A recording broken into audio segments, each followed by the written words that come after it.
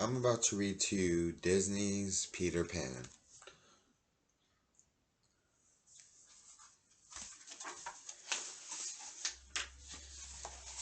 In a quiet street in London lived the Darling family. There were father and mother Darling, Wendy, Michael, and John, as well as the children's nursemaid Nana, a Saint Bernard. At bedtime in the nursery, Wendy always told wonderful stories about Peter Pan and Neverland, a magical place with mermaids and fairies and wicked pirates too. John and Michael liked the best of all to play pirate. They had some fine slashing duels between Peter Pan and his arch enemy, the pirate Captain Hook. Father Darling did not like this kind of play. He blamed it on Wendy's childish stories of Peter Pan. It is time for Wendy to grow up, decided Father Darling. This is your last night in the nursery, Wendy girl. All children were much upset at that. Without Wendy, there would be no more stories of Peter Pan. That very evening, who should come to the nursery but Peter Pan and a fairy named Tinkerbell? It seemed Peter had been out looking for his lost shadow when he overheard that Wendy was to be moved from the nursery. He hit upon a plan. I'll take you to Neverland with me to tell stories to my lost boys, he decided as Wendy sewed his shadow back on. Wendy thought it was a lovely idea if Michael and John could go too, so Peter Pan thought, taught them all to fly with happy thoughts and faith and trust and sprinkling of Tinkerbell's pixie dust. Then out the nursery window they sailed, heading for Neverland while Nana barked below. Back in Neverland, Captain Hook was grumbling about Peter Pan. You see, once in a fair fight long ago, Peter Pan had cut off one of the pirates' captain's hands so that he had to wear a hook instead. Then Peter threw the hands to the crocodile, who enjoyed the taste of the hook so much that he had been lurking around ever since, hoping to nibble at the rest of them. Fortunately for the pirate, the crocodile had also swallowed a claw. He went tick-tock when he came near, which gave warning to Captain Hook. Now, as Captain Hook grumbled about his young enemy, there was a call from the crow's nest. Peter Pan, ahoy, what, where? Shouted Hook, twirling his spyglass around in the sky. And then he spied Peter and the children pausing for a rest on the clouds. Swaggly eyes, it's Pan, he gloated. Pipe up the crew, man the guns. Well, get him this time at last.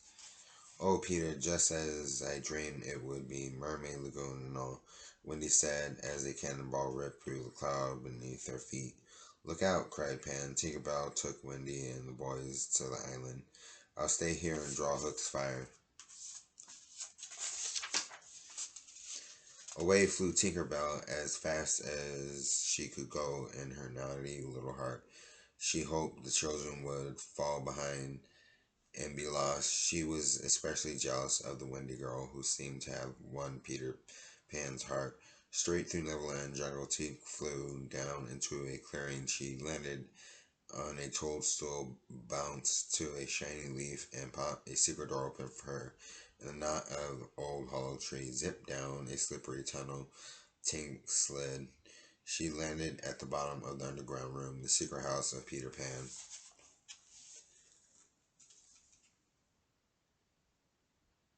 She tingled, trying to waken the sleeping lost boys.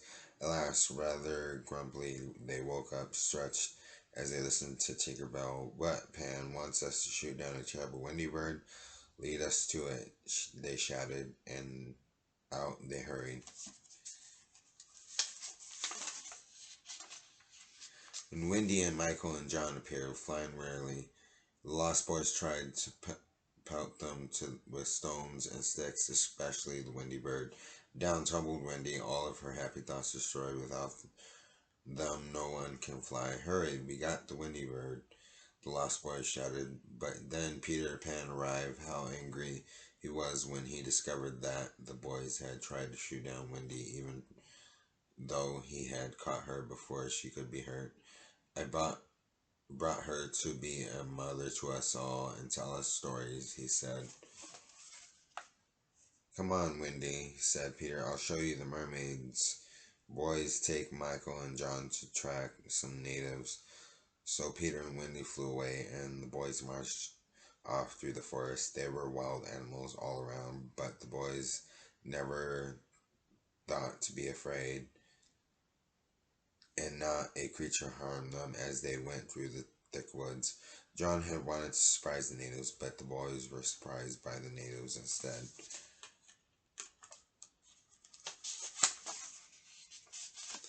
Soon, bound with ropes, the row of boys marched away, led by the natives to their village on the cliff. Don't worry, the natives are our friends, the lost boys said, but the chief looked stern. Meanwhile, on the other side of the island, Winnie and Peter were visiting the mermaids in their peaceful mermaid lagoon. As they were chatting together, Peter suddenly said, "Hush!" A boat from a pirate ship was going by, and it were wicked Captain Hook and Smee, the pirate cook, and at the stern, all bound with ropes, as sat Princess Tiger Lily, daughter of the native chief. "Well, make her talk," sneered Captain Hook. "She'll tell us where Peter Pan lives, or we'll leave her tied to slippery Skull Rock, where the tide will wash over her." But proud and loyal Tiger Lily would not say a single word. Peter and Wendy flew to Skull Rock. Peter, by imitating Hook's voice, tried to trick me into setting Tiger Lily free. That almost worked, but Hook discovered the trick and came after Peter with his sword. Then, what a thrilling duel they had all over the rocky cave where Princess Tiger Lily sat, with the tide up to her chin. Peter won the duel and rescued Tiger Lily just in the nick of time. Then away flew to the natives' village to see the princess safely home, and Wendy went along behind. When Peter and Wendy brought Tiger Lily home, the chief set the captives free. Then what a wonderful feast they had. All the boys did native dance and learned native chants, and Peter Pan was made a chief. Only Wendy had no fun at all, for she had to help carry firewood. "I've had enough of Neverland," she thought grumpily. "I'm ready to go home right now." While the celebration was at its height, Smee and the pirate cook captured Tinkerbell and took her back to the pirate ship. He presented Tink and to Captain Hook. "Oh, Miss Bell," said Hook sympathetically. "I've heard how bad Peter Pan has treated you since that scheming girl Wendy came. How nice it would be if we could kidnap her and take her off the sea to scrub the decks and cook for the pirate crew." Tink tinkled happily at the thought. "But alas," sighed Hook, "we don't know where Pan's house is, so we cannot get rid of Wendy for you." Tink thought this over. "You won't hurt Peter?" she asked, in solemn and thinking tones. "Of course not," promised Hook. Then she marched to a map of Neverland and traced a path to Peter's hidden house. "Thank you, my dear," said wicked Captain Hook, and he locked her up in a lantern cage and went off to capture Peter Pan. That night, when Wendy tucked children into their beds in the underground house, she talked to them about home and mother. Soon they were all so homesick that they wanted to leave at once for home. Wendy invited all the Lost Boys to come and live with the Darling family. Only Peter refused to go. He simply looked the other way as Wendy and the boys told him goodbye and climbed the tunnel to the Lost Boys' hideout. Up in the woods near the hideout waited Hook and his pirate band. As each boy came out, a hand was clapped over his mouth, and He was quickly tied up with ropes. Last of all came Wendy. She was bound up too, and the crew marched off with their load of children back to their pirate ship. Blasted, Mother Hook. We still have, we still don't have Pan. So he and Smee left a wicked bomb wrapped as a gift from Wendy for poor Peter to find. Very soon, they hoped Peter would open it and blow himself straight out of Neverland. On the pirate ship, Captain Hook demanded that Wendy and the boys become pirates. Never, Wendy cried. Then you shall be the first to walk the plank, my dear, said Hook. In the excitement, no one noticed that Tinkerbell escaped and flew off. Wendy said goodbye, bravely walked out the long, narrow plank, and disappeared. Everyone listened, waiting for a splash, but no one came.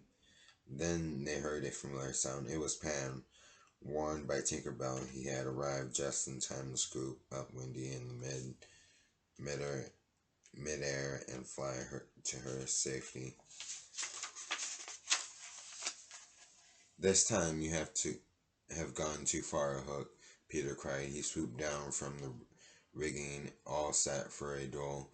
And what a duel it was. While they fought, Tinkerbell slashed the ropes that bound the boys, and they beat the pirates into jumping overboard and rowing away in their boat. Then Peter knocked Hook's sword overboard, and Hook jumped too. When the children last saw the wicked Captain Hook, he was swimming for the boat when the crocodile tick-tocking hungrily behind him. Peter Pan took command of the pirate ship, heaved those halyards up with the jib. We're sailing to London, he cried. Oh, Michelle, John, cried Wendy.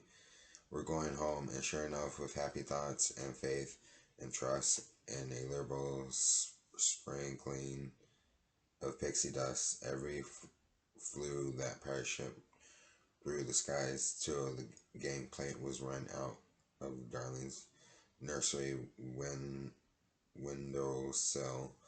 But now they had arrived. The Lost Boys did not want to stay. We sort of decided to stick with Pan, they said. So Wendy, John, and Michael waved goodbye as Peter Pan's ship sailed off through the sky, taking Lost Boys home to Neverland, where they still live today.